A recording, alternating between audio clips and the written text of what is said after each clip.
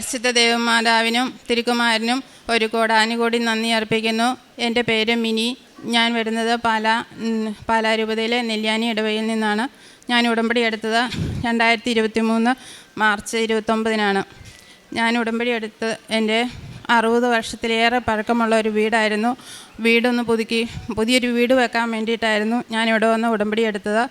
ഉടമ്പടി എടുത്ത് അപ്പോൾ സ്ഥലം കുറച്ച് വിൽക്കാമെന്ന് കരുതി വിട്ടിട്ട് വീട് പണിയാനായിരുന്നു തരുന്നത്. അല്ലാതെ അതിനുള്ള സാമ്പത്തികം ഉണ്ടായിരുന്നില്ല. അപ്പോൾ ഈ സ്ഥലം വിൽക്കാൻ വേണ്ടിയിട്ട് അതിൻ്റെ ആധാരം നോക്കിയപ്പോൾ അത് 65 വർഷമായിട്ട് പപ്പയുടെ ചേട്ടനും കൂടെ ഒന്നിച്ചെഴുതി വെച്ചിരിക്കുന്ന ആധാരമായിരുന്നു. അതുകൊണ്ട് ആധാരം വേർപെടുത്തിയിട്ടുണ്ടായിരുന്നില്ല. അപ്പം അച്ഛൻ്റെ ചേട്ടൻ മരിച്ചും പോയി.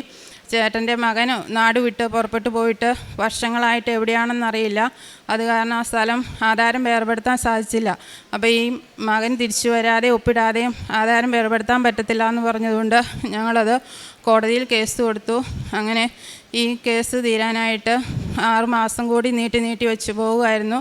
അപ്പോൾ ഞാനിവിടെ ജോസഫച്ചനെ കണ്ട് പ്രാർത്ഥിച്ചു. അച്ഛൻ എനിക്ക് കാശുരൂപം തന്നു. കാശുരൂപം ഞാൻ ആ സ്ഥലത്ത് സ്ഥാപിച്ചു. അങ്ങനെ 6 മാസം കൂടി വീണ്ടും നീട്ടിവെച്ചിട്ട് ആ കേസ് അവർ പരിഗണിച്ചു. അങ്ങനെ കേസ് തീർന്നു. ആ സ്ഥലത്തിന് ആധാരം പുറപ്പെട്ടു പോയ ആൾ മരിച്ചതായിട്ട് കോടതിയിൽ നിന്ന് അനുവദിച്ച് ആധാരം വേർപെടുത്താൻ സാധിച്ചു. പിന്നെ ഈ സ്ഥലങ്ങളൊന്നും വിൽക്കാൻ പറ്റുന്നുണ്ടായിരുന്നില്ല. 3 പ്ലോട്ടെങ്കിലും വിറ്റാലേ വീട് പണിയാൻ പറ്റുമായിരുന്നുള്ളൂ.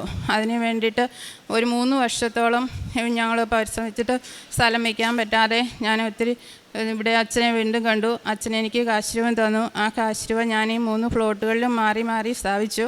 അങ്ങനെ ഈ സ്ഥലങ്ങൾ 3ഉം വിറ്റുപോയി. അങ്ങനെ വീട് പണിത് ഞങ്ങൾ താമസിച്ചു. പ്രേക്ഷിത പ്രവർത്തനമായിട്ട് ഞാൻ പത്രം വീടുകളിലും ആശുപത്രികളിലും രോഗികൾക്കും ബസ്സിലും കടകളിലും ഒക്കെ കൊണ്ടുപോയി കൊടുക്കുമായിരുന്നു. പിന്നെ കാരുണ്യപ്രവൃത്തികൾ മാനസിക രോഗികളും അനാഥരും ഒക്കെ പുനരധിവസിപ്പിക്കുന്ന ഒരു സ്ഥാപനത്തിൽ പോയി അവരെ കാണുകയും സന്ദർശിക്കുകയും അവർക്ക് പറ്റുന്ന സാമ്പത്തികമായിട്ടും ഭക്ഷണം കൊടുക്കാനുള്ള സാമ്പത്തിക സഹായം, വസ്ത്രം വാങ്ങിച്ചു കൊടുക്കുകയും ഒക്കെ ചെയ്യുമായിരുന്നു. ആത്മീയമായിട്ട് എനിക്ക് ദൈവസ്നേഹത്തിൽ കൂടുതൽ ആഴപ്പെടാനും വളരാനും സാധിച്ചു. എല്ലാ ദിവസവും ബൈബിൾ വായിക്കുകയും എല്ലാ ദിവസവും വിശുദ്ധ കുർബാനയിൽ പങ്കെടുക്കാനും സാധിച്ചു. മറ്റുള്ളവർക്ക് ഭക്ഷണമില്ലാത്തവർക്ക് ഭക്ഷണം കൊടുക്കാനും വസ്ത്രം വാങ്ങിച്ചു കൊടുക്കാനും അവരെ സന്ദർശിച്ച് അവരോട് സ്നേഹപൂർവ്വം അവരോട് സംസാരിക്കുക. അവർക്ക് കൂടുതൽ ഇഷ്ടം അതായിരുന്നു. കൂടുതൽ സംസാരിക്കാനായിട്ട് അവരുടെ അടുത്ത് ചെന്നിരിക്കുന്നതൊക്കെ അവർക്ക് വലിയ ഇഷ്ടമായിരുന്നു. വൃദ്ധരും മാനസിക രോഗികളും അങ്ങനെ അനാഥരായിട്ട് താമസിക്കുന്നവരായിരുന്നു. അവരുടെ അടുത്താണ് ഞാൻ അവരെ സന്ദർശിക്കുകയായിരുന്നു. ഈശോയ്ക്കും അമ്മയ്ക്കും കോടാനുകൂടി നന്ദി പറഞ്ഞുകൊണ്ട് ഞാൻ സാക്ഷി നിർത്തുന്നു. വിശുദ്ധ യോഹന്നാൻ്റെ സുവിശേഷം 16-ാം അധ്യായം 24-ാം തിരുവചനം. ഇതുവരെ നിങ്ങൾ എൻ്റെ നാമത്തിൽ ഒന്നും ചോദിച്ചിട്ടില്ല. ചോദിക്കുവിൻ, നിങ്ങൾക്ക് ലഭിക്കും. അതുമൂലം നിങ്ങളുടെ സന്തോഷം പൂർണ്ണമാവുകയും ചെയ്യും. നമ്മളെപ്പോഴും സന്തോഷവതികളായിരിക്കണം, സന്തോഷവാന്മാരായിരിക്കണമെന്നാണ് ഈശോ ആഗ്രഹിക്കുന്നത്. അതുകൊണ്ട് തന്നെ ഈശോ കുരിശിനടിയിൽ വെച്ച് നമുക്ക് പരിശുദ്ധ അമ്മയെ നൽകി. യോഹന്നാനെ എന്തുകൊണ്ടാണ് അമ്മയെ ഏൽപ്പിച്ചതെന്ന് ചോദിച്ചാൽ യോഹന്നാൻ മാത്രമാണ് കുരിശിൻ്റെ അടിയിലുണ്ടായിരുന്നത്. കുരിശോളം ഈശോയോട് കൂടെ നിൽക്കുന്നവർക്കാണ് പരിശുദ്ധ അമ്മയെ ഈശോ നൽകുന്നത്. ഇവിടെ പരിശുദ്ധ അമ്മയെ ഈശോ തന്നെ നമുക്ക് നൽകിയിരിക്കുന്ന വലിയ ദൈവാനുഭവമാണ് ഉടമ്പടി ജീവിതം എന്നത്.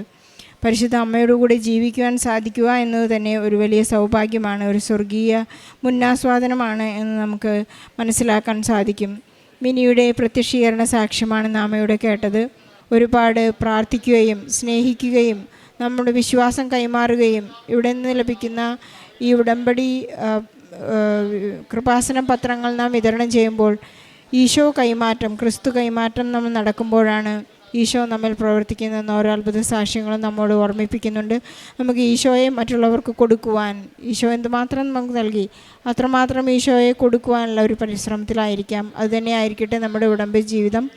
ഈശോയ്ക്കും പരിശുദ്ധ അമ്മയ്ക്കും നന്ദി പറഞ്ഞുകൊണ്ട് ഈ സാക്ഷ്യം നമുക്കൊരു കയ്യടിയോടെ സമർപ്പിക്കാം. അത്യപൂർവ ദൈവാനുഭവങ്ങൾ ഇനി നിങ്ങൾക്കും സ്വന്തം. ഈ യൂട്യൂബ് ചാനൽ ഇതുവരെ സബ്സ്ക്രൈബ് ചെയ്തിട്ടില്ലെങ്കിൽ ഇപ്പോൾ തന്നെ സബ്സ്ക്രൈബ് ചെയ്യുക. ഈ വീഡിയോ ഇപ്പോൾ തന്നെ നിങ്ങളുടെ സുഹൃത്തുക്കൾക്ക് ഷെയർ ചെയ്തുകൊണ്ട് കർത്താവിൻ്റെ പ്രേക്ഷിതരാകുക.